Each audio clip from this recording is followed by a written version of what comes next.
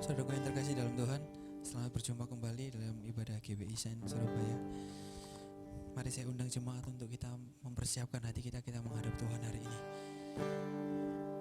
Kami bersyukur ya Tuhan buat pagi hari yang indah ini ya Tuhan, kami datang ke hadirat-Mu ya Tuhan, berkumpul kembali ya Tuhan untuk bersekutu meninggikan nama-Mu ya Tuhan, belajar lebih mendekatkan lagi pada Engkau hari ya Tuhan.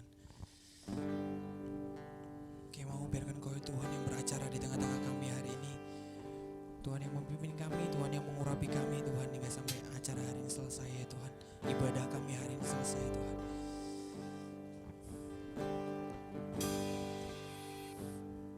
Amin Tuhan. Kemanakah ku dapat pergi menjauhi roh-Mu yang suci, Kau sahabat,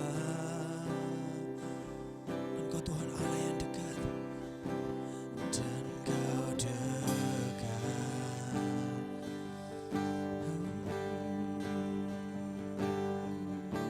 Bahkan seluruh pengabdianku tak bisa membalas kesetiaan-Mu, sungguh mulia.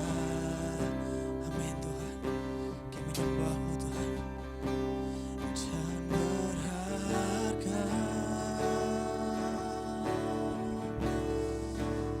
Sungguh besar pengorbanan-Mu bagiku. Amin.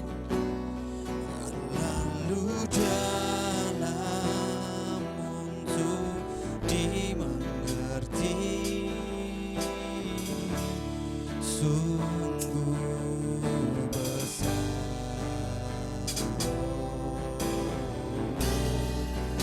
sungguh indah yang Kau pikirkan tentangku, tak terselami bagiku. Sungguh indah Tuhan, sungguh indah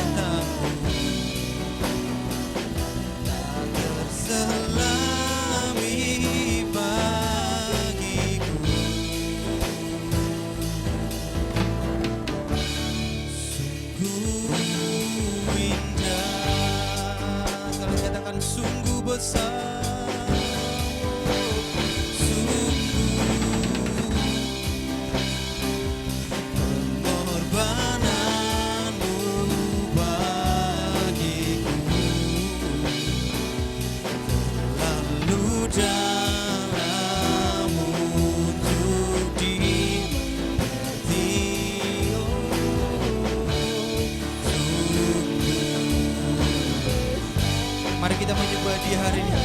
Mari kita tinggikan namanya hari ini. Sungguh indah,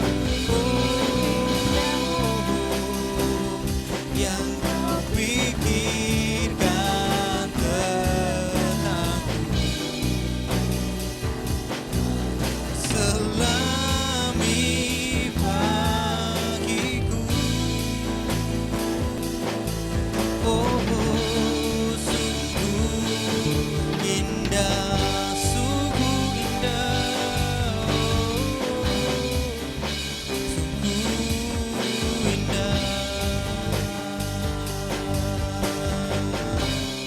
sungguh indah.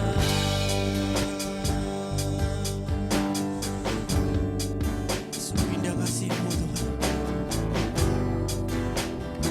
Sungguh indah itu ketika kami dekat dengan Kau hari ini.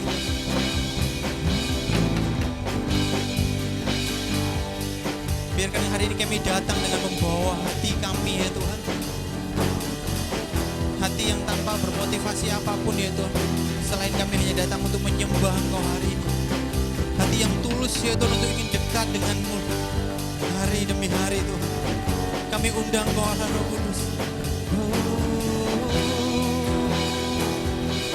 Sungguh besar, Kau sungguh besar, Kau sungguh besar, Kau sungguh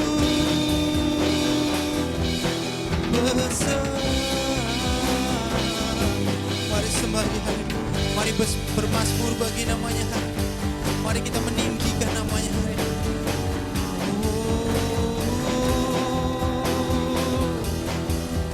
Sungguh indah Kau Tuhanku.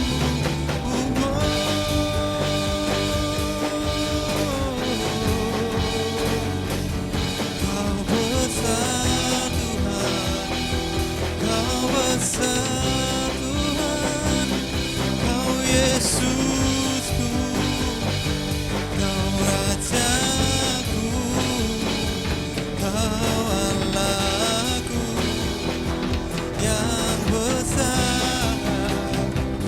Kami memuji nama-Mu Tuhan. Kami meninggikan nama-Mu hari ini.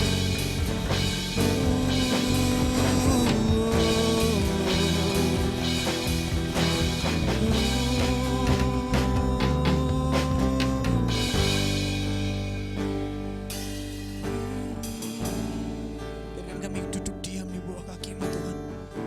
Dan kami memandang betapa indahnya ya Tuhan Engkau. Biarkan kami mengagumi setiap karya-Mu ya Tuhan, setiap kasih-Mu ya Tuhan.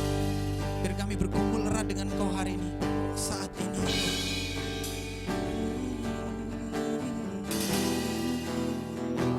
Biarkan hanya antara hati kami dengan Engkau hari ini Tuhan. Sungguh besar, Kau Allah sungguh besar, Kau Raja sungguh besar, kasih-Mu sungguh besar.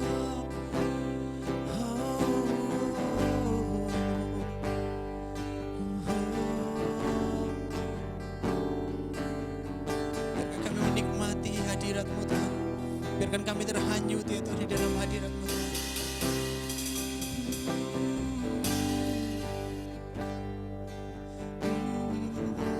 Kami bukan manusia yang sempurna ya Tuhan ketika kami menjalani kehidupan kami.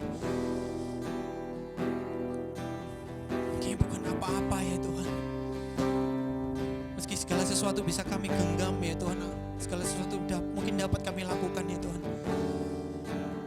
Tapi semuanya gak berarti ya Tuhan jika gak ada Engkau ya Tuhan. Semuanya gak berarti ya Tuhan jika tanpa Engkau di sana Tuhan. Kayak mau seperti Daud ya Tuhan, ketika kami merindukan Engkau ya Tuhan, kami datang di hadirat-Mu ya Tuhan. Kami tersungkur di bawah kaki-Mu, kami memuji nama-Mu, kami hanya mengindahkan Engkau ya Tuhan. Kayak mau seperti Daud ya Tuhan, ketika datang ke hadirat-Mu, punya hati yang bermotivasi tulus ya Tuhan. Bukan karena rutinitas, bukan karena sebuah keharusan juga, tapi karena kerinduan dan kebutuhan hati kami ya Tuhan untuk selalu dekat dengan Kau Tuhan. Kau besar Tuhan,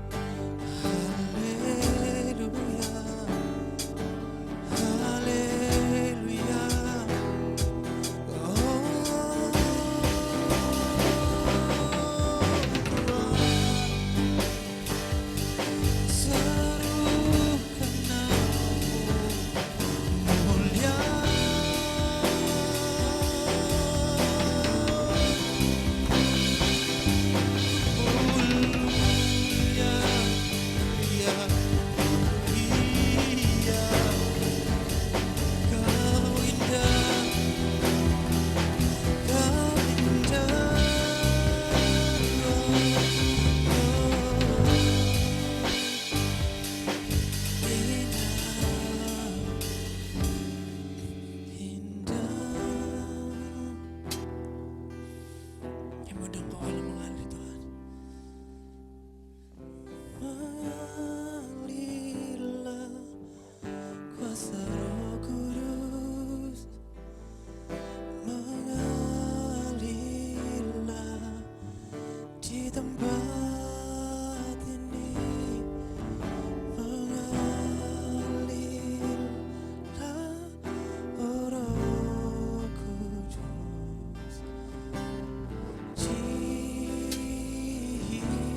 Nyanyikan dengan hatimu, mengalirlah kuasa Roh.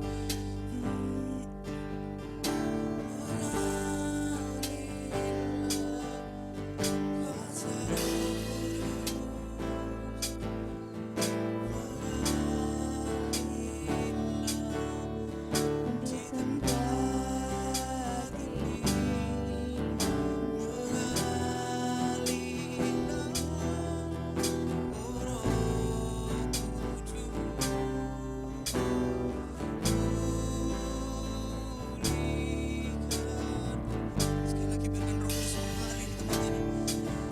Mengalirlah kuasa Roh Kudus. Kami perlu Engkau Tuhan. Mengalirlah di tempat ini. Mengalirlah oh Roh Kudus di hidupku, di hidupku. Kami bersyukur Tuhan. Anugerah terindah bagi kami ya Tuhan ketika kami boleh memuji Engkau, kami boleh memanggil Engkau ya Aba ya Bapa. Sungguh jauh dari kata layak ya Tuhan bagi kami untuk menyebut nama, bagi kami ya Tuhan untuk memanggil Engkau Bapa. Jauh dari layak ya Tuhan. Tapi ketika Kau melayakkan Engkau Tuhan, Kau layakkan kami sekali lagi untuk kami boleh beribadah ya Tuhan, boleh memanggil Engkau ya Tuhan. Kami boleh bersekutu ya Tuhan, boleh bergaul intim dengan Engkau ya Tuhan. Sungguh karena kasih karunia-Mu ya Tuhan, kami bersyukur Tuhan. Kami mau tetap terus erat ya Tuhan dengan Engkau, kami mau tetap terus melekat dengan Engkau ya Tuhan. Apapun ya Tuhan, segala sesuatu yang terjadi dalam setiap musim kehidupan kami mau mengatakan bahwa Engkau tetap Tuhan Allah kami. Kau Raja kami yang setia ya Tuhan, yang gak pernah melepaskan kami. Terima kasih Tuhan. Tuhan terima kasih hari ini ya Tuhan, kami akan memulai ibadah hari dengan penuh sukacita ya Tuhan. Kami menyambut Engkau Tuhan Allahku, kami bersorak dan memuliakan nama-Mu. Karena Engkau Tuhan Allah yang tidak pernah berubah ya Tuhan, dari dulu, sekarang dan selamanya ya Tuhan. Terima puji-pujian kami ya Tuhan yang kami peraskan hanya di dalam satu nama Yesus Kristus. Kami sudah berdoa dan mengucap syukur Tuhan. Haleluya. Amin. Kami mau puji nama-Mu Tuhan. Engkau Tuhan Allah yang ajaib.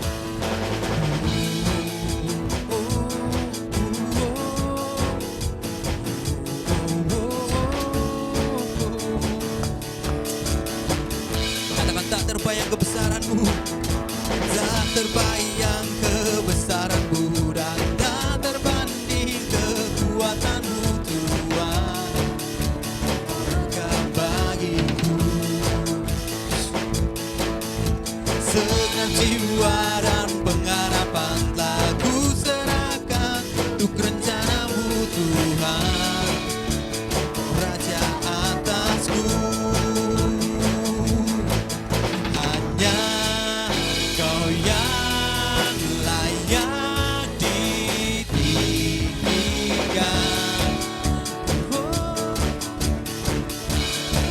Ajaib Kau Tuhan, ajaib Kau Tuhan, agung dan perkasa. Kau sumber kemenanganku, layak bertahta, memerintah selamanya. Yesus Kau Raja mulia, Yesus Kaulah Raja mulia.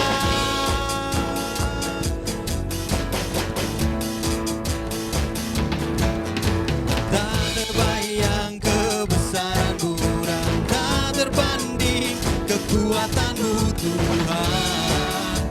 Kau megah bagiku segenap jiwa jiwa dan pengharapan tak ku serahkan untuk rencanamu Tuhan. Raja atasku, hanya kau Tuhan, hanya kau yang layak ditinggikan. Yesus,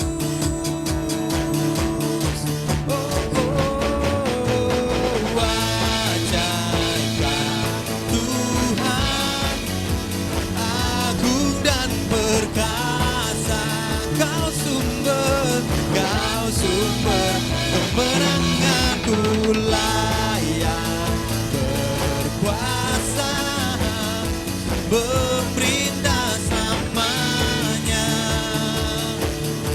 Yesus, kaulah Raja mulia, ajaib Tuhan, agung dan perkasa. Kau sumber kemenanganku, layak berkuasa, memerintah selamanya. Yesus, kaulah Raja mulia. Oh, oh, Raja mulia. Sekali lagi, Raja mulia. Raja mulia,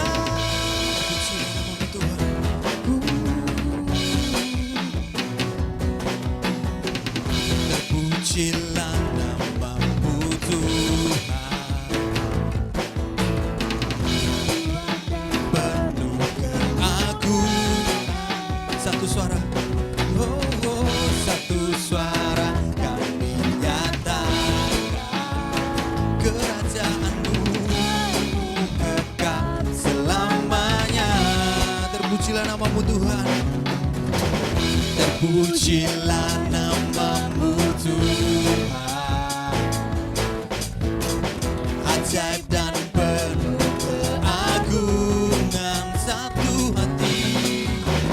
Satu hati kami nyatakan kerajaanmu kekal selamanya.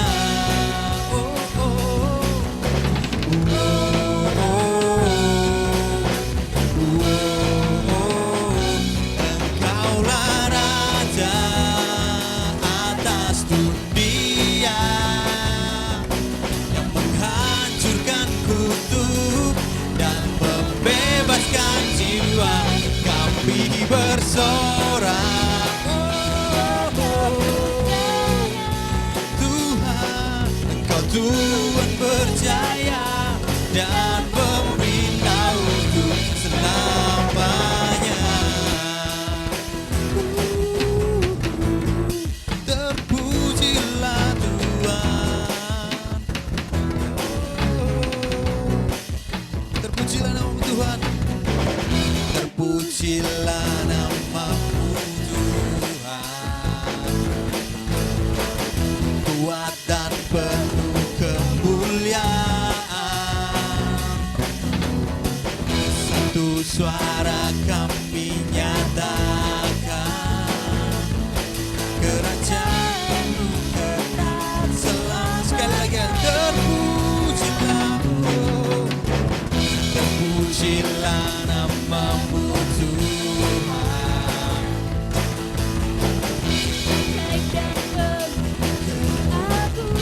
penuh keagungan. Satu hati kami nyatakan, oh,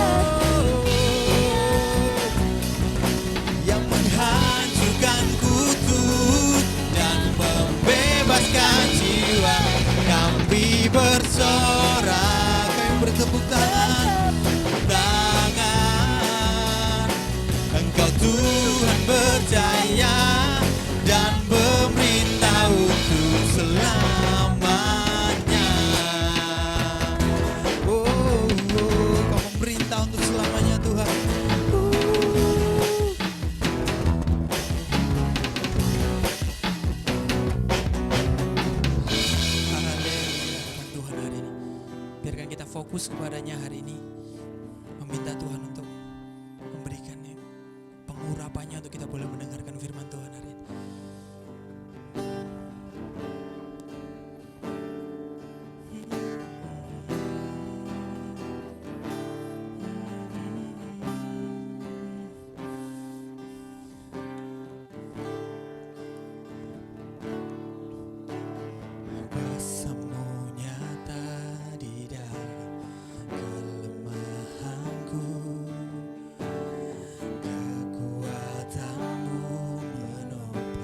Seluruh hidupku,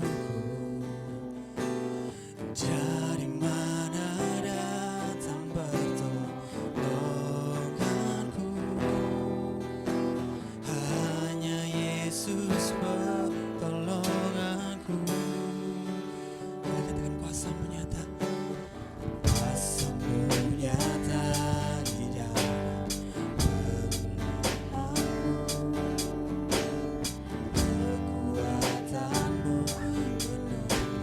seluruh hidupku, dari mana datang pertolonganku? Hanya Yesus pertolonganku.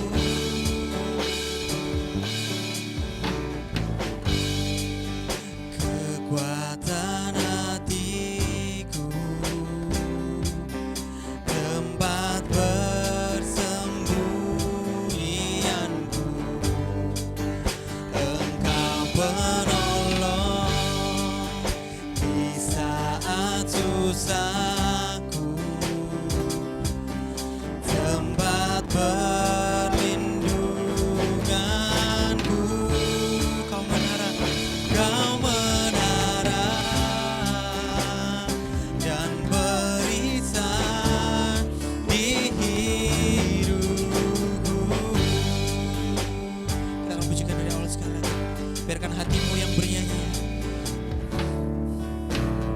Kuasa-Mu nyata di dalam kelemahanku, kekuatan-Mu menopang seluruh hidupku.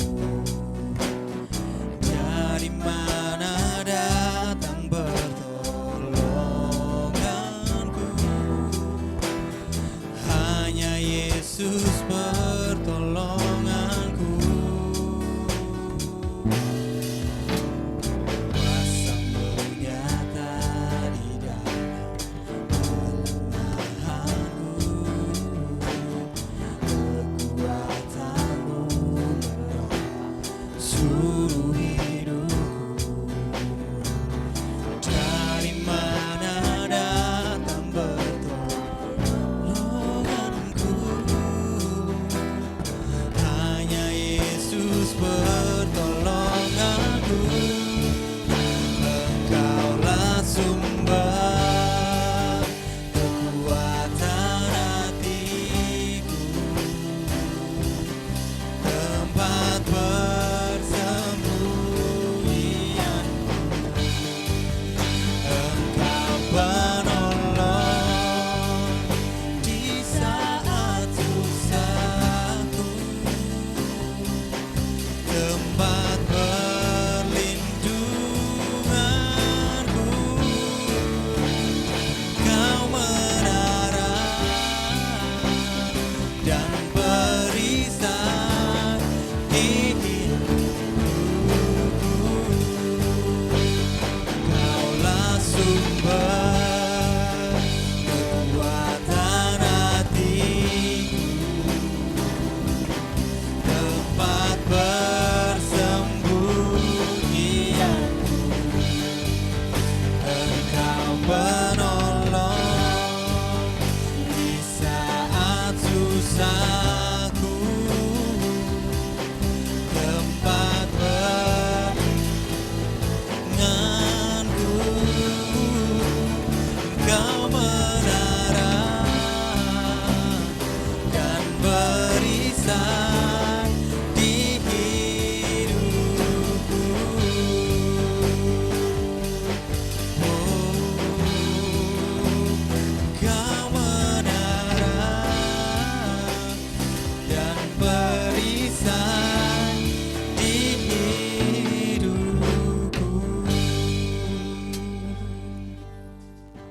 Saudara-saudara yang dikasihi Tuhan, kita akan mendengarkan firman Tuhan, tetapi kita akan berdoa terlebih dahulu. Mari kita berdoa.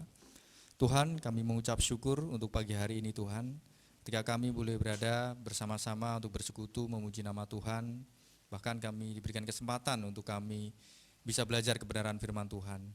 Untuk itu Tuhan, hamba-Mu berdoa, anak-anak-Mu berdoa saat ini Tuhan, kiranya Tuhan membuka hati kami, untuk kami bisa menikmati firman Tuhan, untuk kami boleh menghadirkan Tuhan di dalam hati kami Tuhan, dan bahkan kami bisa melakukan firman-Mu Tuhan di dalam kehidupan kami, yang kami tahu beberapa waktu belakangan kami melihat bahwa bangsa ini, dunia ini masih di dalam kondisi yang sulit Tuhan, tetapi itu tidak menyurutkan niat kami untuk kami terus boleh memuji, memuliakan Tuhan di tengah setiap keterbatasan kami.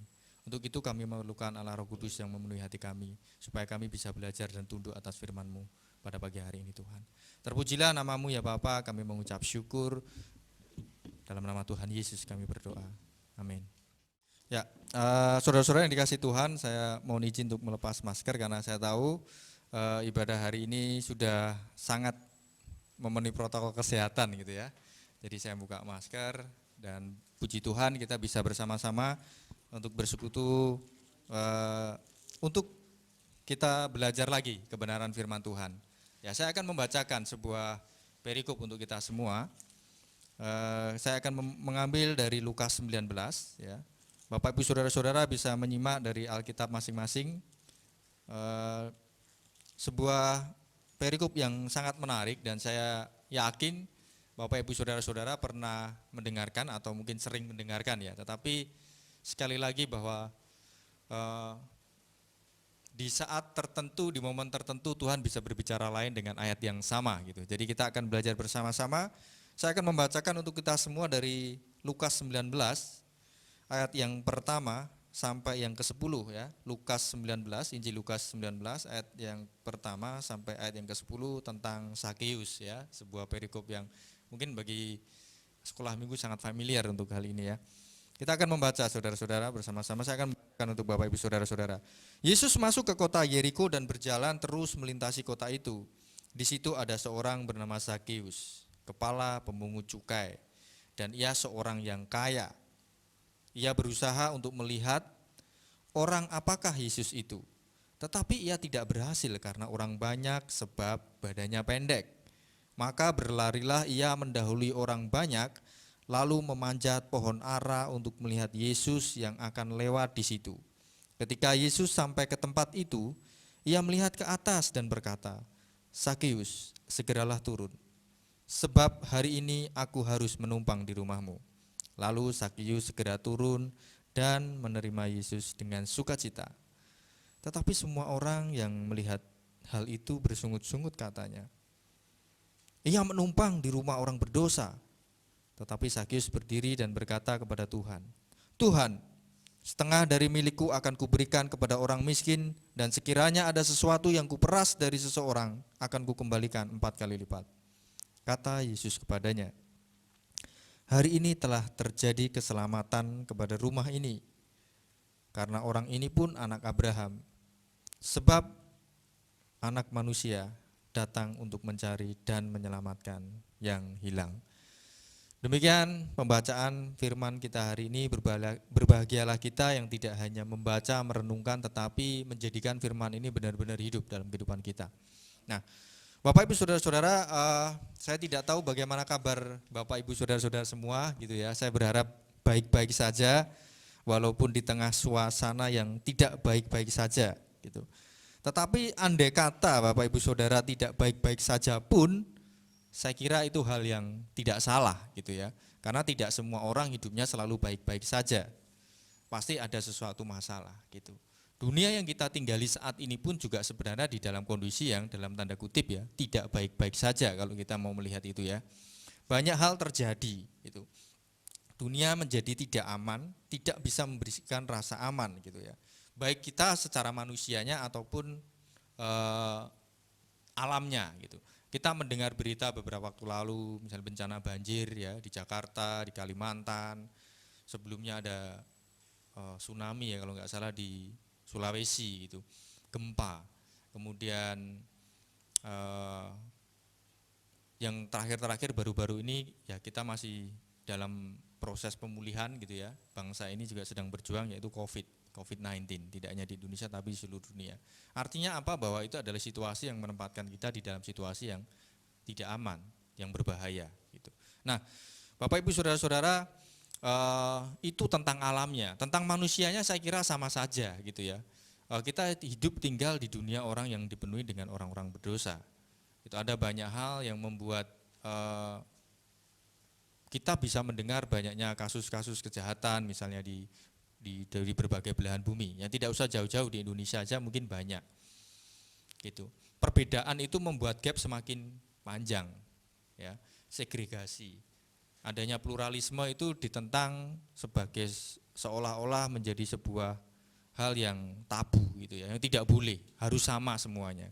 Sedangkan bangsa kita dilahirkan sebagai bangsa yang kebinekaannya ya berbeda-beda tetapi tetap satu jua. Tetapi faktanya ada semacam itu gitu ya. Segregasi itu semakin terlihat gitu. Kemarin sore ya saya mendengar pembicaraan anak saya masih umur 6 tahun ya dengan temannya di depan rumah. Saya cukup kaget juga gitu. Temannya bilang, kok kamu kok pakai baju hijau katanya. Loh, anak saya terus jawab, loh kenapa emangnya baju hijau? Kan nggak boleh, hijau itu punya agama kami loh gitu. Kamu nggak boleh pakai itu. Saya sampai, saya tidak tahu siapa yang mengajarkan anak-anak ini. Tetapi kalau itu muncul dari anak-anak kok sepertinya tidak mungkin. Karena warna menurut saya tidak ada satupun yang berhak mengklaim bahwa itu miliknya. Saya juga kaget sebenarnya. Tetapi ini bukti nyata bahwa segregasi itu mulai mulai ada di dalam generasi muda kita saat ini. Anak-anak saya, anak-anak yang tadi saya sampaikan itu 6 tahun umurnya, rata-rata 6-7 tahun, ya paling SD kelas 1 sama anak TK. Tetapi sudah mengklaim seperti itu. Itu artinya bahwa ke depan jika itu tidak dibenahi maka perbedaan itu akan menjadi permusuhan. Nah, itulah kondisi yang kita sedang alami saat ini. Suka atau tidak suka, kita akan menghadapi itu. Tetapi bagaimana kita sebagai anak Tuhan, saudara-saudara? Nah, memang selain bencana, kemudian perilaku manusia, banyak hal yang membuat kondisi kita terkadang menjadi sulit. Kita tidak bisa mengontrol itu. Tetapi itu terjadi dan pasti akan terjadi. Ya. Di dalam Markus 13 ya, saya akan membacakan di dalam Markus 13. Ini tentang khotbah tentang akhir zaman. Ya. Ayat yang ke-14 sampai seterusnya gitu ya. Apabila kamu melihat pembinasa keji berdiri di tempat yang tidak sepatutnya, maka pembaca hendaklah memperhatikannya. Maka orang-orang yang di Yudea haruslah melarikan diri ke pegunungan. Orang-orang yang sedang di peranginan di atas rumah, janganlah ia turun dan masuk untuk mengambil sesuatu dari rumahnya. Ini adalah sebuah peringatan. Karena di ayat yang sebelum-sebelumnya tentang masih di Markus 13, itu tadi ayat 14 dan 15 ya. Di ayat yang ke-13 disampaikan, di ayat yang ketiga sampai yang ke-12 disampaikan ada banyak sekali kejadian. Ayat 5 saya membacakan. Maka mulailah Yesus berkata kepada mereka, waspadalah supaya jangan ada orang yang menyesatkan kamu. Akan datang banyak orang dengan memakai namaku berkata, akulah dia, dan mereka akan menyesatkan banyak orang. Dan apabila kamu mendengar deru perang atau kabar-kabar tentang perang, janganlah kamu gelisah. Semuanya itu harus terjadi, tetapi itu belum kesudahannya. Sebab bangsa akan bangkit melawan bangsa dan kerajaan melawan kerajaan. Akan terjadi gempa bumi di berbagai tempat dan akan ada kelaparan. Semua itu barulah permulaan penderitaan menjelang zaman baru. Saudara-saudara dikasih Tuhan, ini ayat yang sangat jelas dan dikatakan itu pasti terjadi. Dan saya kira itu sudah terjadi dan akan terus terjadi. Ya. Peperangan kita melihat kalau kita mengikuti berita di Timur Tengah ya, yang mungkin paling sering disorot oleh dunia tentang ISIS misalnya. Kemudian ada kelompok-kelompok separatis. Saya kira itu perang. Nanti akan disampaikan bangsa melawan bangsa, kerajaan melawan kerajaan. Mungkin perang dagang juga sudah terjadi sih itu. Hanya kita mungkin sebagai orang awam tidak mampu menikmati atau melihat itu. tetapi itu pasti terjadi. Kemudian dicatatkan gempa bumi ya. Semenjak masih kuliah waktu di Jogja sampai hari ini kita sering mendengar lah beberapa kali gempa bumi. Dan dituliskan memang itu akan terjadi. Gitu. Dan saya kira itu membuat kita sebagai manusia akan terus berpikir, terus bagaimana kehidupan kami ini bagi para manusia ini gitu ya. Nah, dalam naturnya ketika kita merasa tertekan, kita merasa terancam, apa yang akan kita lakukan? Bersembunyi atau melarikan diri atau mencari tempat perlindungan. Itu adalah natur manusia. Ketika kita dihadapkan pada suatu hal yang akan mengancam kehidupan kita, akan mengancam kita dan membawa kita kepada sebuah hal yang buruk, maka reaksi kita sewajarnya adalah yaitu tadi, melarikan diri, bersembunyi, berlindung, mencari perlindungan atau apapun itu. Dan banyak orang ya percaya bahwa ke depan ini akan terjadi perang nuklir misalnya. Kemudian akan terjadi banyak bencana. Di negara-negara barat, orang-orang sudah mulai menjadikan ini sebagai sebuah peluang bisnis juga. Mereka membuat safe house atau bunker. Dan harganya sangat luar biasa. Teman-teman nanti bisa lihat, cek di YouTube atau mungkin baca artikel-artikel ya, berita-berita. Dan harganya gila-gilaan. Di safe house itu ada beberapa kamar selayaknya hotel bintang 5, mereka punya gudang dengan begitu banyak stok penyimpanan makanan yang sangat banyak sekali. Saya sempat kemarin melihatnya juga. Dan memang kita saya rasa kok tidak mampu membelinya ya. Mungkin kalau istilah sekarang hanya sultan yang mampu memberi itu. Karena harganya luar biasa saudara, jutaan dolar. Tetapi itu dibuat, dibeli dan bahkan sold out. Sudah ada yang pemesan gitu. Jadi ketika suasana genting terjadi, mereka tinggal datang ke sana. Setidaknya mereka bisa menahan kematian mereka lebih lama dari orang-orang yang hidup di atas gitu ya. Tetapi toh pada akhirnya akan mati. Nah, ketika itu terjadi, kenapa harus repot-repot seperti itu? Nah, saya melihat ada sebuah hal yang kalau boleh saya simpulkan dari apa yang saya sampaikan, ternyata yang dilakukan manusia ketika mereka berlindung, ketika mereka mencari sesuatu yang bisa melindungi mereka adalah alasannya cuma satu, mereka takut akan kematian. Kematian adalah sesuatu yang tidak bisa manusia pikirkan. Ketika saya sekarang tanya Bapak Ibu Saudara-saudara ya, apa yang Anda pikirkan tentang kematian? Saya pribadi kadang blank ya memikirkan itu. Nanti kalau saya mati bagaimana ya saya? Apakah arwah saya dan sebagainya? Banyak orang ya pasti berpikir itu dan tidak menemukan jawabannya. Gitu. Hanya bisa dengan kacamata iman kita bisa melihat itu. Tetapi itu sesuatu yang sangat menakutkan, bukan? Mati, mengakhiri kehidupan kita di dunia. Saya tidak tahu apakah teman-teman pernah mendoakan bagaimana kita besok akan mati. Gitu. Tetapi itu sesuatu yang sangat menakutkan kalau kita harus jujur sampaikan. Nah, bagaimana ketika kita diperhadapkan dalam situasi-situasi semacam itu. Bagaimana sudut pandang kita sebagai orang-orang percaya yang kita harus belajar bersama-sama. Bagaimana Tuhan kami harus mensikapi itu. Karena dunia ini tidak aman bagi kami. Di mana kami harus mencari tempat perlindungan.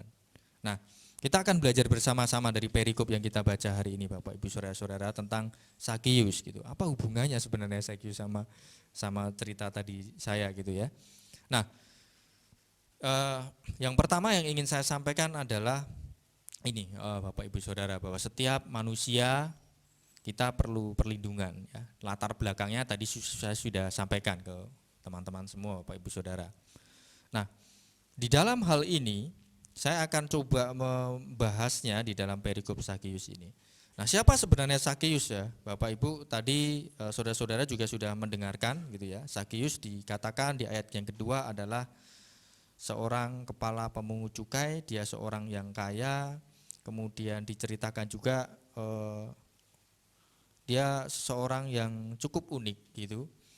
Dan disampaikan tadi dia berlari karena mau melihat Tuhan Yesus gitu, karena tubuhnya pendek maka dia tidak bisa. Nah, itu Zakius ya gambarannya. Kita akan melihat latar belakang dari Zakius. Nah, satu hal yang paling kita tahu, yang kita bisa cermati dari Zakius dalam cerita ini apa kira-kira? kalau Bapak Ibu Saudara-saudara mendengar tentang Sakius di dalam kisah Alkitab ini, apa yang Anda pikirkan tentang Sakius? Gitu. Kalau saya pernah diskusi dengan anak saya, dan saya juga sama gitu ya, memikirkan oh pendek gitu ya dalam cerita itu ya, kalau dari sekolah minggu sampai sekarang oh iya dia pendek gitu. Walaupun tidak disampaikan seberapa pendek dia. Nah, Bapak Ibu Saudara-saudara yang dikasih Tuhan, orang yang pendek pada zaman dahulu itu cukup berat kehidupannya. Jadi bangsa Israel, orang Yahudi, ketika seseorang lahir di dunia dan dalam kondisi tubuh secara fisik yang tidak sempurna atau tidak normal, maka mereka akan berpikir langsung otomatis bahwa oh anak ini berdosa, atau oh mungkin orang tuanya berdosa. Dan dampaknya apa? Mereka akan dikucilkan gitu. Nah, di dalam Yohanes 9 misalnya dikatakan ya. Nah ini misalnya. Rabi katanya, siapakah yang berbuat dosa? Orang ini sendiri atau orang tuanya sehingga ia dilahirkan buta? Ini kasus orang buta. Nanti saya ceritakan kenapa mirip itu. Bukan dia dan bukan orang tuanya, tetapi karena pekerjaan-pekerjaan Allah harus dinyatakan di dalam dia. Jawab Tuhan Yesus. Ketika ada orang yang bertanya, Rabi, siapakah yang berbuat dosa ketika orang dilahirkan buta? Artinya secara fisik dia menghadap tidak normal gitu. Nah, ketika Sakius juga pendek, bisa jadi orang-orang juga akan berpikir yang sama. Ya, dia dianggap sebagai orang-orang berdosa. Karena pada saat itu bangsa Yahudi selalu menempatkan orang-orang yang seperti ini menganggap sebagai orang berdosa, dan mereka masuk di dalam kategori orang-orang yang termarginalkan kalau bahasa sekarang ya. Itu dengan orang buta, orang kusta, kemudian pengemis, pelacur gitu ya, PSK ya kalau mungkin sekarang bahasa ininya. Kemudian apalagi ya, orang lumpuh. Nah, itu jadi satu geng mereka, satu kasta ya, kalau kita mendengar kata kasta gitu, ya mereka satu kasta. Dan salah satunya mungkin ya saya berpikir Sakius gitu. Walaupun memang tidak dikatakan seberapa pendek dia, tetapi dikatakan di dalam Alkitab bahwa perawakannya kurang tinggi atau bisa dikatakan pendek gitu ya kalau kita melihat itu. Nah, sudah pasti orang-orang seperti ini akan diasingkan dari masyarakat, akan dipinggirkan.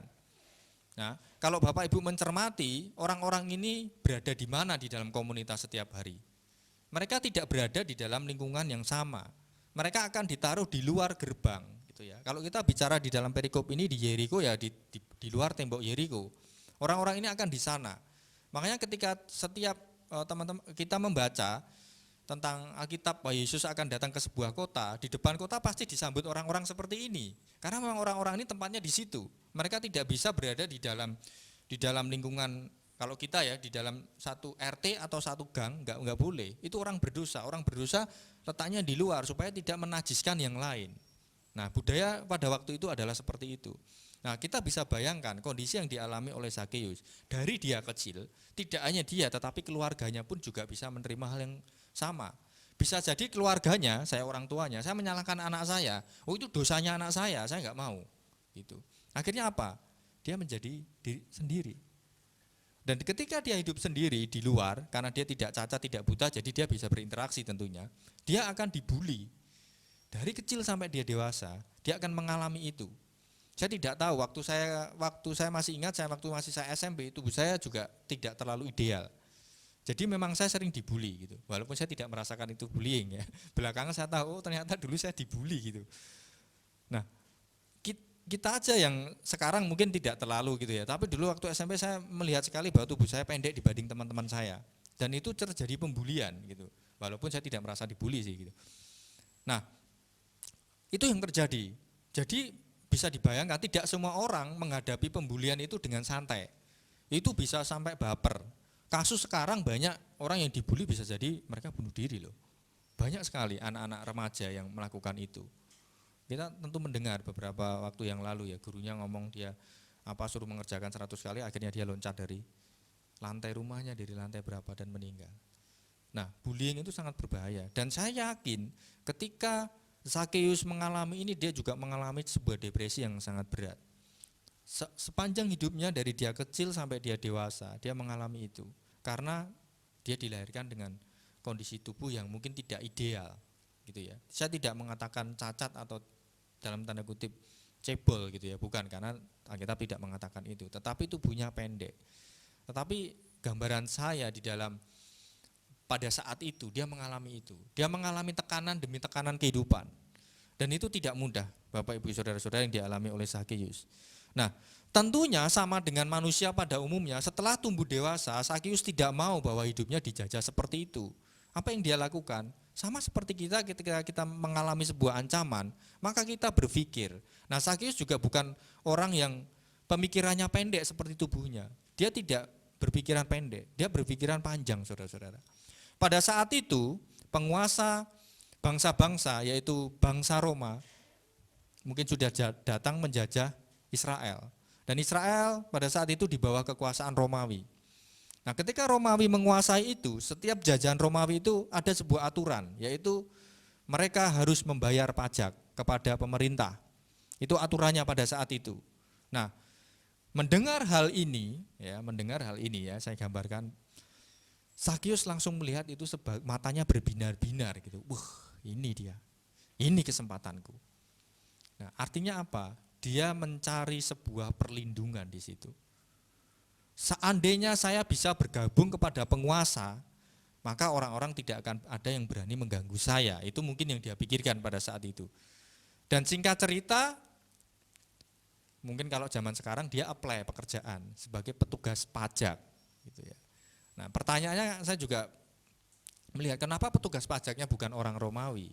Kenapa dia harus membuka lowongan petugas pajak orang Israel, orang Yahudi? Kira-kira kenapa? Supaya tidak ada satu orang yang terlewat. Karena Anda pasti tahu nama-nama tetangga Anda dibanding saya atau orang luar. Nah, ketika dia bisa mendata dengan tepat, dengan lengkap, maka itu akan memberikan keuntungan bagi pemerintah, karena pajaknya banyak. Dibanding orang Roma di situ, bisa jadi orang akan sembunyikan. Satu rumah cuma satu kakak kok, padahal enggak. Bisa jadi 3 atau 4 ya. Di Surabaya ini banyak model kayak gitu juga. Nah, makanya Romawi juga tidak berpikir bahwa merugikan kalau merekrut orang lokal. Akhirnya mereka merekrut orang lokal, dan Zakius melihat itu sebagai sebuah peluang, Bapak Ibu Saudara-saudara. Kira-kira bisa masuk akal kan ya? Dia apply, oke saya apply gitu. Dan ternyata karirnya bagus. Di sini diceritakan dia sebagai kepala pemungut cukai yang sangat kaya, dikatakan di dalam Alkitab tadi yang kita baca.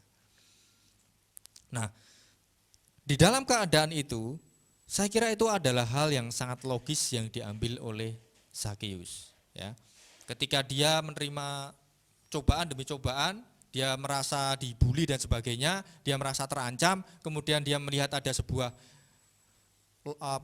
peluang untuk dia bisa aman di sana, maka dia akan lari ke sana. Itu hal yang logis, hal yang wajar. Dan dikatakan di dalam Alkitab memang dia cukup berhasil di situ. Coba bayangkan, ketika Anda diperhadapkan kepada, saya, misalnya kita Zakius gitu ya, wah, menjadi kepala pemungut cukai itu juga punya resiko gitu. Tetapi kalau tidak saya ambil, ya hidup saya akan seperti ini terus, dibully, kemudian dipinggirkan, dimarginalkan dan sebagainya, dibenci misalnya. Tetapi ketika saya mengambil kesempatan untuk menjadi kepala pemungut cukai atau pemungut cukai, saya akan semakin dibenci sama orang-orang.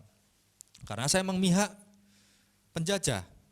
Tetapi di sisi lain, saya dapat kekuasaan, saya dapat kuasa di situ. Bahkan mungkin bisa jadi saya dapat orang-orang yang akan saya bayar untuk menjadi pengawal saya, bodyguard saya. Anda pilih mana? Sebagai orang yang bisa berpikir logis. Anda tetap dibully, tetap menderita, atau ya sama, Anda dibenci juga, tetapi Anda punya kuasa. Kalau saya pribadi ya saya seperti Zakius, saya akan memilih, saya akan jadi kepala pemungut cukai. Logikanya kan seperti itu, daripada saya harus menderita seumur hidup diinjak-injak harga diri saya. Saya sekarang punya pengawal, kemana-mana orang mau mengejek saya, tangkap. Gitu. Karena dia punya kuasa. Pemerintah Romawi ketika menjadikan dia sebagai kepala pemungut cukai, artinya apa? Artinya ada kekuasaan yang dia sertakan bagi pemerintah. Mungkin dilindungi orang-orang, Zakius kemana-mana dia dapat bodyguard. Nah, itulah nalurinya. Itulah naluri kita ketika kita di dalam sebuah hal yang membahayakan kita. Nah, pertanyaannya apakah itu memang benar sudah memberikan rasa aman, memberikan rasa yang bisa melindungi oleh Zakeus. Zakeus berhari-hari mungkin berpikir seperti itu. Kemudian di bagian yang kedua ini kita akan melihat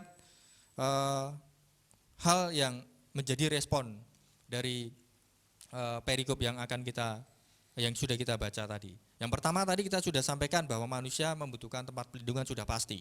Ya, begitu banyak hal yang mengancam, begitu banyak kejadian-kejadian atau bahkan diri kita sendiri, kita tidak bisa lepas dari keberdosaan kita.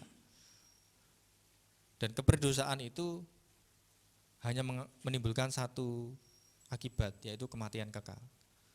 Dan itu tidak bisa kita pungkiri. Dan sudah seperti itu, apa yang kita lakukan? Di dalam perikop tadi, apa yang Zakeus lakukan ketika sesuatu terjadi di dalam kehidupannya? Sehingga dia mencari itu. Nah, di bagian kedua kita akan melihat sebuah hal lagi tentang apakah memang kondisi itu bisa membuat kita memilih sebuah tempat pelindungan yang tepat. Nah, sebelum saya akan masuk ke sana, ada satu hal lagi yang ingin kita coba cermati di dalam perikop itu, yaitu tentang pemungut cukai itu sendiri. Tadi sudah disampaikan ya, Bapak Ibu Saudara, pemungut cukai ini bukan sebuah hal yang layak dibanggakan pada saat itu sebenarnya ya. Itu adalah sebuah mata pencarian yang mungkin tidak banyak dipilih oleh orang-orang Yahudi pada saat itu. Karena ketika Anda memilih menjadi pemungut cukai, maka Anda harus siap menjadi orang-orang yang najis, dalam tanda kutip, orang berdosa. Karena pemungut cukai masuk di dalam kategori yang tadi saya sudah sampaikan. Orang kusta, orang cacat, PSK dan sebagainya, masuk di dalam kategori itu, termarginalkan. Tempatnya bukan di tengah-tengah masyarakat, tapi di sana. Nah, apalagi kepala pemungut cukai. Nah, hal yang lain yang masyarakat pada saat itu orang-orang Yahudi membenci adalah ada beberapa pemungut cukai ini yang nakal juga sebenarnya. Mereka menarik pajak lebih dari yang biasanya. Misalnya kita diminta pajak itu dari satu panen kita itu 1/10 dari hasil panen misalnya. Mereka bisa menarik separuhnya, kayak gitu. Karena pada waktu menarik ini kan mereka juga barangkali ya, saya di dalam gambaran saya kan tidak semua orang langsung bayar mau ikhlas atau mungkin tidak punya. Ada penjaga, ada pengawal yang mengawalnya. Jadi tidak ada alasan untuk tidak diberikan gitu. Nah, ini yang membuat orang-orang pada saat itu sangat membenci sekali gitu. Apalagi tariannya lebih dari yang seharusnya gitu. Dan ketika itu terjadi, orang-orang semakin muncul kebencian yang dalam kepada para pemungut cukai ini. Sehingga para pemungut cukai ini ya mereka sudah ngeklaim bahwa ini orang-orang berdosa gitu ya. Nah, di dalam Matius 18 misalnya, jika ia tidak mau mendengar mereka, bagaimanakah soalnya kepada jemaat, jika ia tidak mau mendengarkan mereka, sampaikanlah soalnya kepada jemaat. Dan jika ia tidak mau juga mendengarkan mereka, pandanglah ia sebagai seorang yang tidak mengenal Allah, atau, nah ini yang menarik, seorang yang tidak mengenal Allah atau seorang pemungut cukai. Jadi ini sama gitu ya. Jadi orang yang tidak mengenal Allah sama pemungut cukai ini sama, orang yang sama gitu. Walaupun sebenarnya sesuatu yang sangat sulit ya bagi kita membayangkan. Jangan membayangkan pemungut cukai sama orang yang pegawai di Ditjen Pajak sekarang ya, itu berbeda gitu ya. Karena kalau sekarang itu mungkin satu mata pencarian yang orang pengen masuk ke sana gitu kan ya, bisa jadi gitu. Tetapi pemungut cukai zaman dahulu enggak seperti ini gitu. Memang orangnya kaya, tetapi di masyarakat mereka tidak dapat tidak dianggap sama sekali lah gitu. Dia hanya menikmati kekayaannya, kekuasaannya itu saja. Lebih dari itu tidak ada hal yang bisa dibanggakan. Tetapi ya memang ada orang yang memang ya sudah, saya cuma pengen ini aja kok, nggak pengen yang lain gitu. Tetapi sebenarnya susah juga di masa itu ya. Sebagai seorang pemungut cukai bukan suatu hal yang mudah, tetapi Zakeus mengambil jalan itu karena hidupnya juga tidak mudah. Sama-sama hidupku tidak mudah. Saya lebih baik mengambil pemungut cukai daripada jadi miskin? Tidak mudah miskin atau kamu tidak mudah tetapi kaya? Silakan dipilih saudara-saudara. Nah, itu naluri kita. Itu naluri kita. Tetapi dengan status barunya yang disandang oleh Zakeus, kita akan melihat saudara-saudara, apa yang terjadi di dalam kehidupannya. Mungkin ketika dia sudah kaya, dia mungkin punya rumah lantai 2, dia ada balkoni gitu ya. Dia menikmati setelah dia menerima pajak dari pegawai-pegawainya, dia cuma hidupnya menikmati saja. Kalau saya membayangkan seperti itu ya. Silakan Bapak Ibu Saudara bisa membayangkan kehidupan Zakeus ini setelah jadi kepala pajak ini ya. Mungkin di rumah dia punya penjaga gitu, dia punya banyak piaraan yang imut-imut, yang lucu-lucu gitu, dia santai. Kemudian suatu ketika dia mulai memikirkan, wah ini nanti kalau misalnya rakyat memberontak gimana ya? Ini nanti kalau misalnya tiba-tiba ada bencana gimana ya? Apakah kayak gitu? Nah, dia pasti akan berpikir secara manusianya akan seperti itu, sekalipun dia sudah posisi yang enak secara dunia ya, gitu. Nah, suatu ketika, ya, kita sudah masuki perikopnya. Suatu ketika di dalam Lukas 19 tadi dicatat bahwa ketika Zakeus kaya, dia punya kedudukan dan kekuasaan, ya dia mungkin merasa nyaman gitu. Tapi di ayat yang ketiga sesuatu terjadi hari itu. Ya. Hari itu Zakeus tiba-tiba ingin mendengar dan berlari di tengah kerumunan. Kok ada kerumunan gitu. Dia lari, saudara-saudara. Dia lari mengejar, mungkin orang sudah mengeluhkan nama, itu Yesus itu Yesus itu. Nah, Zakeus lari. Nah, diceritakan, kita buka lagi ya, Lukas 19 ya, supaya kita akan mendalami ayat per ayat.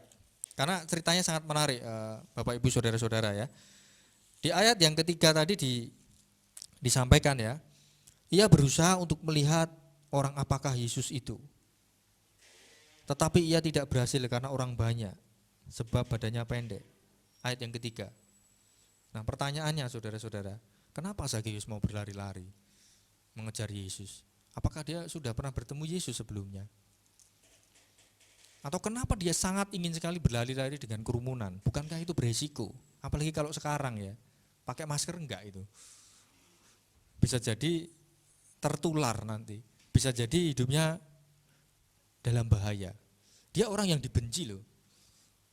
Ketika dia tanpa pengawalan, hidup yang sudah terbiasa dia hidup dikawal, kemudian dia tiba-tiba berlari ketika mendengar ada Yesus datang, cukup beresiko sebenarnya. Karena ini orang dibenci nih, Zakeus ini dibenci. Dan dia selalu dikawal, dan pada saat itu disampaikan dia berlari, tidak dijelaskan ada pengawal atau tidak gitu ya. Tetapi saya percaya tidak ada pengawalan, spontanitas dia berlari. Pertanyaannya kenapa dia sampai sebegitunya dia mengejar Yesus, ingin lihat Yesus di situ ya. Nah, semoga di dalam penjelasan ini bisa memberikan gambaran kepada Bapak Ibu Saudara.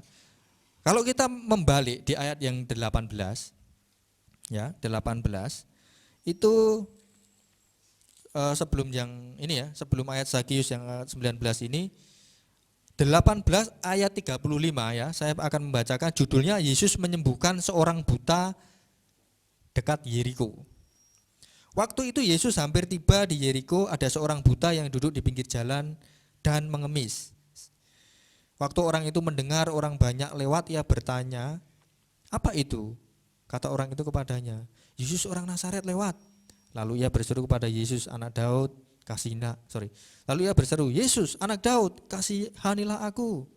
Maka mereka yang berjalan di depan menegur dia supaya ia diam, namun ia semakin keras.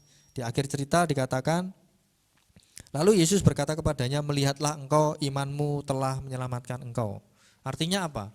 Orang buta ini sembuh. Di mana orang buta ini disembuh? Di dalam ayat ini?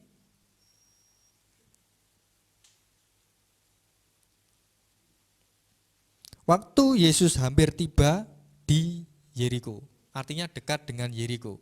Kemudian ayat 19 bagian pertama saya bacakan. Yesus masuk ke kota mana? Yeriko, kota yang sama. Bapak Ibu Saudara-saudara, tadi saya sudah bilang, orang pengemis, orang buta, orang apa itu letaknya di luar kota, di tembok. Dulu kan ada gerbang gitu ya, gerbang kota tembok. Mereka ada di luar. Nah, ketika orang ini sembuh, orang buta ini sembuh, kira-kira orang buta ini larinya kemana? Keluar kota atau ke dalam? Ke dalam pasti. Dia menunjukkan bahwa saya sembuh. Ketika orang tanya, kok kamu bisa sembuh? Kok kamu bisa lari-lari? Kamu sudah bisa melihat ya? Oh sudah, puji Tuhan katanya. Siapa yang menyembuhkanmu? Oh tadi ada orang lewat namanya Yesus, dia menyembuhkanku. Wah gemparlah seluruh Yeriko. Nah berita itu sampailah ke telinga Zakheus. Nah, Zakheus berpikir, wih ada orang menyembuhkan orang buta. Nah kemudian mungkin ada tambahan-tambahan lagi. Karena sebelum perikop yang 18 kita akan lihat lagi. Ya, di ayat yang orang kaya dan Lazarus miskin, ya kalau Bapak Ibu nanti mungkin dibaca sendiri gitu. Di situ ada keberpihakan lagi Yesus kepada orang-orang miskin, ya. Itu sudah sangat jelas bisa dikatakan seperti itu. Nah, kemudian ada cerita tentang kita buka Lukas 5. Kita buka Lukas 5 ayat yang ke-27. Lukas 5 ayat yang ke-27. Sangat menarik supaya kita tahu bersama-sama. Lukas 5 ayat 27 judulnya adalah Lewi pemungut cukai mengikut Yesus. Saudara-saudara, ini adalah jenis yang sama dengan Zakheus, ya. Sorry ya saya ngomong jenis yang sama. Maksudnya pekerjaan yang sama gitu. Pemungut cukai, ya. Zakheus ya sama, dia punya embel-embel pemungut cukai tapi dia sudah kepala di sini gitu. Nah, artinya apa? Ketika Zakheus mendengar dia menyembuhkan orang buta, kemudian ada cerita itu, saya kira Zakheus tahu sebelumnya. Itulah yang membuat dia rela berlari-lari mengejar dan ingin melihat siapa Yesus. Ya. Karena dia mendengar ada sebuah cerita bahwa Yesus menyembuhkan orang lumpuh, dia menyembuhkan orang buta, bahkan dia berteman dengan pemungut cukai. Sebagai seorang yang merasa dirinya juga pemungut cukai, merasa dirinya dibenci oleh orang, ketika ada orang yang datang membela dengan kuasa seperti itu, maka sudah otomatis, sudah barang tentu Zakheus ingin melihatnya. Gitu. Jadi sudah tidak perlu berpikir lagi. Padahal itu tadi sekali lagi saya bilang, dia dibenci, sangat berisiko datang ke kerumunan sendiri sebagai seorang pemungut cukai, bisa saja dia dimasa di situ.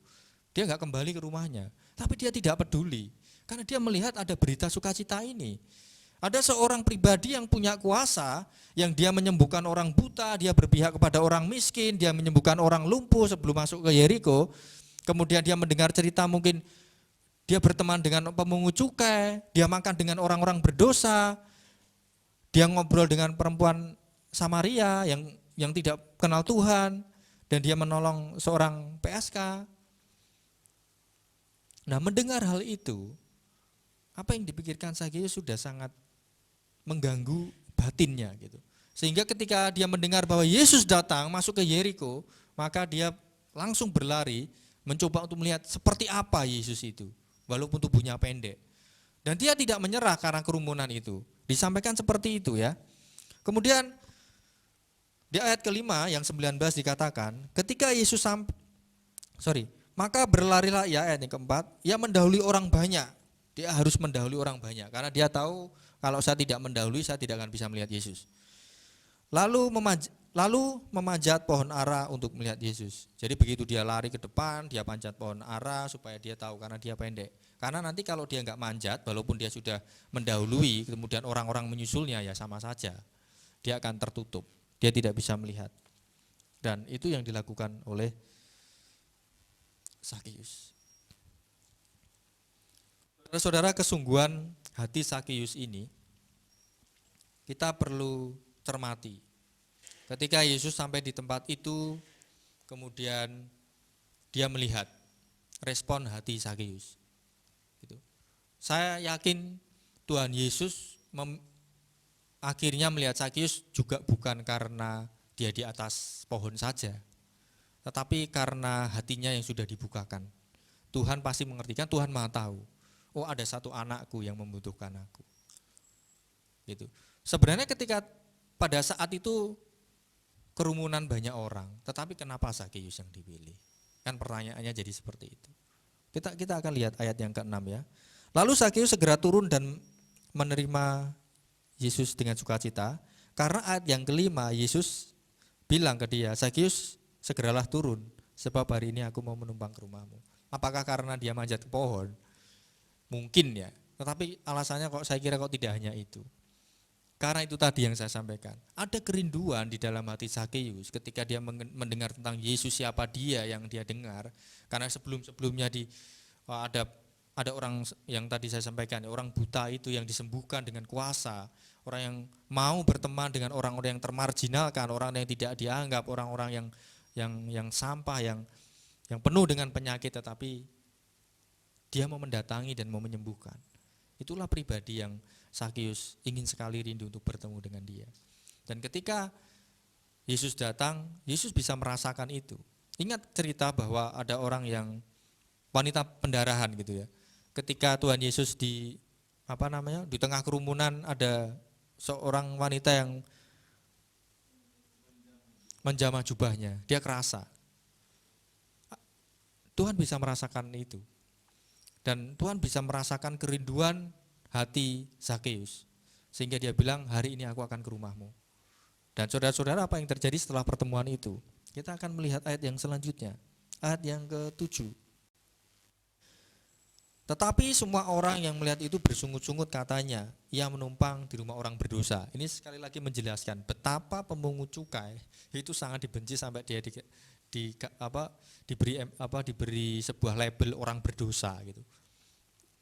Padahal sebenarnya misalnya dia pajak karena penguasa gitu ya, menarik pajak sesuai, sebenarnya ya sah-sah saja gitu. Karena pada saat perikop boleh nggak membayarkan pajak kepada Kaisar, Tuhan Yesus pernah ditanya, berikan apa yang layak untuk diberikan kepada Kaisar dan kepada Allah apa yang layak diberikan kepada Allah. Artinya ya sebenarnya ya nggak apa-apa sih gitu. Tetapi ini sesuatu yang sangat luar biasa. Di dalam perikop ini, selanjutnya apa yang menarik di dalam respon Zakeus gitu ya. Ketika Yesus mau menjumpai dia, Yesus mau datang gitu ya, memutuskan untuk datang ke rumahmu gitu. Saya sangat tertegun melihat ayat yang ke-8 ya. Bapak Ibu Saudara-saudara, saya akan membacakan untuk kita semua. Tetapi Zakeus berdiri dan berkata kepada siapa? Kepada Yesus. Ya, tetapi dia katanya seperti ini, Tuhan. Nah, kata Tuhan, saya tidak tahu kenapa Zakeus langsung ngomong Tuhan. Padahal awalnya dia ngomong itu namanya Yesus yang datang. Tetapi responnya adalah dia ngomong Tuhan. Dia enggak ngomong tentang Yesus gitu. Karena Yesus juga sebagai manusia, kita ingat bahwa dia Allah, tetapi dia juga manusia. Tetapi di atas semuanya itu Zakeus meresponi Tuhan. Dia kata pertama yang dia sampaikan, Tuhan, setengah dari milikku akan kuberikan kepada orang miskin. Bapak Ibu Saudara-saudara yang dikasihi Tuhan, kata Tuhan yang disampaikan kepada Zakeus ya, ketika saya merenungkan ini adalah sebuah pernyataan iman yang sangat dalam gitu. Ketika dia pertama kali dia bertemu dengan Yesus secara pribadi, kemudian dia ngomong bahwa imannya berkata kepadanya bahwa imannya percaya pada saat itu kepada Yesus Kristus. Tetapi dengan lidah bibirnya dia mengaku bahwa Yesus adalah Tuhan. Dan ketika dia menyampaikan itu, ayat 9 dikatakan, hari ini telah terjadi keselamatan kepada rumah ini karena orang ini pun anak Abraham, sebab anak manusia datang untuk mencari dan menyelamatkan yang hilang. Saudara-saudara, kalau kita berbicara tentang keselamatan ya sebenarnya, maka ayat yang terakhir 9 dan 10 ini adalah ekspresi terakhir, respon dari segala yang kita diskusikan hari ini, yang kita dengarkan hari ini. Sebuah perlindungan yang saya kira adalah sebuah perlindungan, sebuah langkah iman Zakeus yang sangat tepat. Dia meninggalkan semuanya yang ada di belakangnya, sekalipun dia kaya, sekalipun dia penguasa, dia mendengar tentang Yesus walaupun belum jelas, tetapi dia percaya dengan imannya. Sama seperti kita tidak bisa melihat keberadaan Yesus as a human, sebagai manusia. Tetapi kita beriman bahwa dia memang Allah, dia punya kuasa untuk itu. Pada hari itu, pada saat itu, sama seperti saat ini, dia punya kuasa. Dan ketika Zakeus meresponi itu, dia tahu bahwa dia mendapatkan sesuatu perlindungan yang jauh lebih sempurna daripada perlindungan yang ada di dunia ini. Ya, jauh lebih lebih aman, ya, sebuah tempat perlindungan yang tidak dibuat oleh manusia. Tempat perlindungan yang Allah sendiri yang memberikan. Tempat perlindungan yang tidak akan habis dimakan rakyat atau mungkin kehabisan makanan. Karena ini tempat perlindungan yang tidak ada expirednya, Bapak Ibu Saudara-saudara. Ini adalah sebuah tempat perlindungan yang kekal, sebuah tempat perlindungan yang saat ini yang benar-benar paling kita butuhkan di masa pandemi ini. Kita tidak bisa melihat virus beterbangan gitu ya. Kalau kita bisa melihat virus, wah menarik sekali ya, kita bisa begini-begini di jalan nanti, gini gitu. Kita nggak bisa melihat itu. Tempat perlindungan kita satu-satunya apa? Ya Tuhan. Dengan apa? Dengan iman gitu. Karena kita tidak di dalam hal seperti ini, tentunya kita akan bisa melihat itu. Sangat jelas sekali. Dan Zakeus pada saat itu dia memutuskan, oh Yesus Tuhan, dialah tempat perlindunganku yang sesungguhnya. Mulai hari ini Tuhan, aku akan mengembalikan 4 kali lipat kalau aku memeras lebih dari yang seharusnya. Ada pertobatan di situ. Nah, Bapak Ibu Saudara, mari kita melihat lagi dari perikop ini. Karena di saat kita meresponi seperti itu tidak lepas juga dari campur tangan Tuhan. Disampaikan tadi di ayat 10 bahwa sebab anak manusia datang untuk mencari dan menyelamatkan yang hilang. Tetapi hanya saja ketika dia mau meresponi Kristus dalam kehidupannya.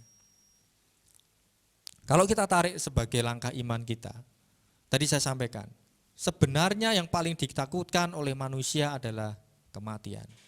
Tetapi Yesus datang mengalahkan kematian. Tidak hanya itu, dia datang mengalahkan dosa.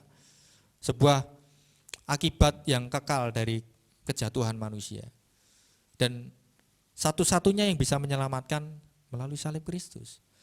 Dan kematian sudah dikalahkan dia oleh kebangkitannya. Kita sudah tahu bahwa dia bangkit. Jadi hari ini Bapak Ibu Saudara-saudara, saya ingin mengajak kita merenungkan sekali lagi melalui kisah Zakeus ini, pertemuannya dengan Yesus. Bahwa sejatinya kita adalah manusia yang sama, bahwa kita lebih buruk dari pemungut cukai. Bahwa kita adalah manusia yang dipenuhi dengan dosa. Tetapi kita mendengar sebenarnya tentang kabar keselamatan itu. Oh, ada Yesus, seorang pribadi yang sangat memihak kita. Seorang pribadi yang berjalan-jalan mencari anak yang hilang. Ya. Tetapi banyak juga dari kita yang tidak meresponi itu. Banyak yang mengabaikannya itu. Bahwa Yesus hadir dan Yesus datang dan Yesus mencari. Tetapi kita juga harus meresponi, gitu ya. Anda bilang Anda berdosa, kita mengakui, kita tahu kita dosa, tetapi kita tidak mau datang kepada Tuhan, tidak mau percaya kepada Yesus, memilih-milih misalnya. Saya kira ini bukan sebuah sikap yang benar, sebuah sikap yang tepat bagi kita. Ketika kita membutuhkan tempat pelindungan yang sesungguhnya, yang bisa menyelamatkan kita dari belenggu dosa, satu-satunya jalan, satu-satunya tempat itu ya percaya kepada Yesus sebagai Tuhan dan Juru Selamatmu. Mari Bapak Ibu Saudara, saya mengajak kita untuk merenungkan ini. Situasi seburuk apapun, kondisi seburuk apapun di dunia ini, tidak lebih buruk dari kehidupan kita, kehidupan dosa kita. Tetapi di sana kita melihat bagaimana Yesus sedang mencari dan menyelamatkan orang-orang yang terhilang. Mungkin saya dan saudara-saudara semua. Bukan mungkin, sudah pasti saya dan saudara-saudara. Ketika Yesus kita mendengar, mari kita sambut itu. Karena Tuhan perlu diresponi supaya dia yakin. Walaupun saya percaya, harus ada iman kepada dia. Sehingga kita terkoneksi. Sehingga kita bisa sungguh-sungguh mengalami kebangkitan yang sesungguhnya. Penyelamatan yang sesungguhnya. Karena Tuhan sangat memberikan kepada kita sesuatu yang luar biasa.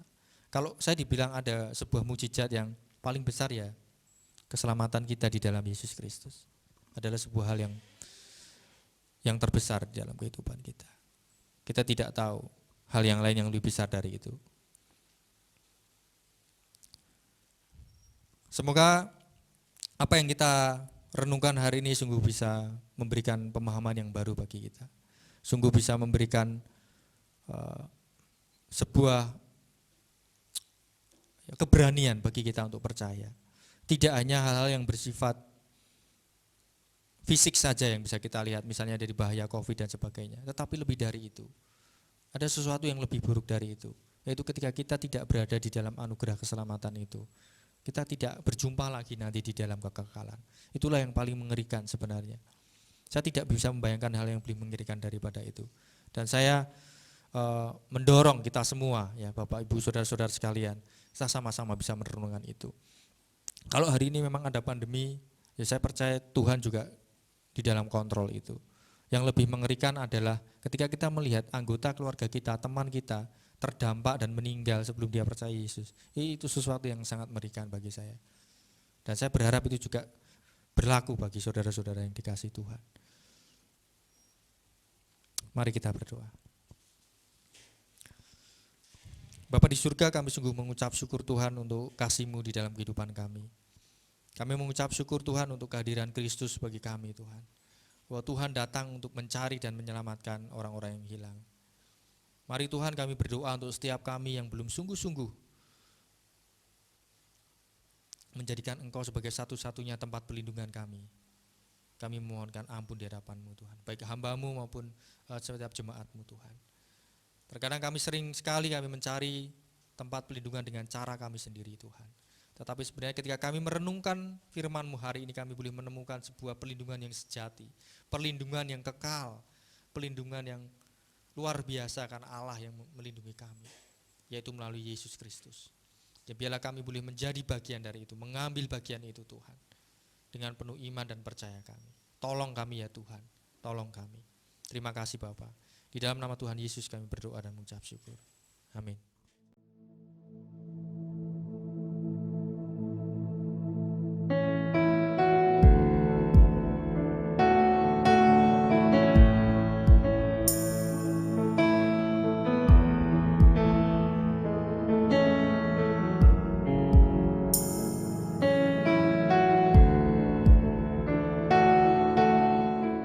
Shalom jemaat yang dikasihi Tuhan, selamat hari Minggu. Kami mengucapkan selamat datang dan selamat bergabung kepada jemaat Tuhan yang baru pertama kali ikut beribadah bersama kami di Shine Surabaya. Nah, kita akan mendengarkan warta sepekan karena berhubung masih harus mengikuti protokol kesehatan sehingga beberapa kegiatan harus kita batasi. Yang pertama, untuk persekutuan doa tetap akan dilakukan pada hari Sabtu jam 7 malam di Shine Center. Kemudian untuk minggu depan kami tetap mengundang jemaat Tuhan untuk beribadah bersama dengan kami. Nah, jika jemaat Tuhan ingin beribadah secara langsung, dapat mengikuti ibadah yang pertama di Shine Center pada pukul 10 pagi. Tetapi jika jemaat Tuhan memiliki halangan atau tidak dapat beribadah secara langsung, tetap kami mengundang jemaat untuk beribadah secara online melalui kanal YouTube Shine Surabaya. Lalu untuk persembahan, jemaat dapat mentransfernya ke rekening gereja yang tertera di layar. Ya, mari tetap semangat, tetap optimis, dan selalu mengikuti protokol kesehatan dengan menjaga jarak, menggunakan masker, dan secara rutin mencuci tangan. Ya, mari kita terus bertumbuh di dalam kasih Tuhan dan menjadi gereja yang mencintai Tuhan dan kasih sesama. Jemaat Tuhan, angkatlah kedua tangan dan terimalah berkat dari Tuhan. Tuhan memberkati engkau dan melindungi engkau. Tuhan menyinari engkau dengan wajahnya dan memberi engkau kasih karunia. Tuhan menghadapkan wajahnya kepadamu dan memberi engkau damai sejahtera. Dan ketahuilah bahwa berkat dari Allah Bapa, kasih karunia di dalam Kristus Yesus Tuhan, dan juga persekutuan yang intim bersama-sama dengan Roh Kudus akan menyertai kita semua dari hari ini sampai kedatangan Tuhan yang kedua kali menjemput kita sebagai mempelainya Kristus di Maranatha nanti. Dan kami klaim berkat ini hanya di dalam nama Bapa, Putra, dan Roh Kudus. Di dalam nama Tuhan Yesus, kami akan menutup ibadah kami pada siang hari ini Tuhan dengan doa yang telah Tuhan ajarkan kepada kami. Bapa kami yang di surga, dikuduskanlah namamu, datanglah kerajaanmu, jadilah kehendak-Mu di bumi seperti di surga. Berikanlah kami pada hari ini makanan kami yang secukupnya, dan ampunilah kami akan kesalahan kami seperti kami juga mengampuni orang yang bersalah kepada kami. Dan janganlah membawa kami ke dalam pencobaan, tetapi lepaskanlah kami daripada yang jahat. Karena Engkaulah yang punya kerajaan, kuasa, dan kemuliaan sampai selama-lamanya. Amin. Oke, silakan duduk kembali dan saya berikan kesempatan bagi kita semua untuk mengambil waktu teduh di hadapan Tuhan. Selamat hari Minggu, Tuhan Yesus memberkati.